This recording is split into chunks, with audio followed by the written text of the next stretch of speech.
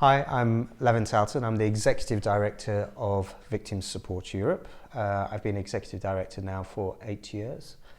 Before then, I started off my career in the UK Civil Service in the Ministry of Justice. But I also worked in the European Commission as a national expert, and there I was introduced to the amazing world of victims' rights and the family victim support organisations. And that's how I eventually ended up as the director several years later. In terms of what I think are some of the major issues that victims are facing today, victims of crime are facing today, it's really varied, but I think we have to start with an understanding of what are the needs of victims. And when you understand that, you can really understand the problems that they face. And we summarise those needs as being the need for respect and dignified treatment, and also to be recognised as a victim. Victims also need access to justice, they need support and a whole range of different forms of support. They need protection from further violence, from further crime, but also protection from secondary victimisation, which is the harm we cause in the way that we respond to victims. They also need compensation and restoration. And fundamentally what's happening is that despite the many rights that exist for victims around Europe, victims aren't really having these needs fully addressed. So they may be treated in a very bad way by the police or by a prosecutor. They may be spoken to in an inappropriate manner. They may be blamed for what's happened to them. Police officers may not understand their situation. The justice system as a whole really may not help them and may cause further harm.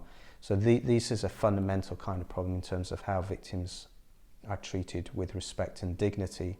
And these problems we see across all of those needs. The level of support that victims have is highly variable. In some countries it simply doesn't exist, or it's not accessible to victims. Not every country has a national victim support service, for example.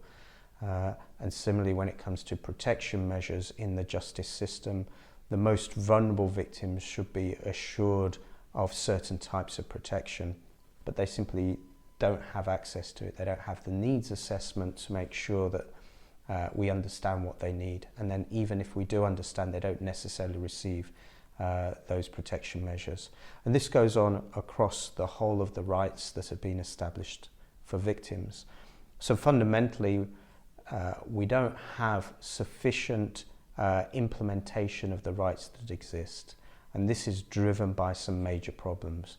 It's driven by the fact that countries are not approaching victims' rights in a coordinated, consistent manner. They are not thinking of victims' rights as part of a wider societal issue.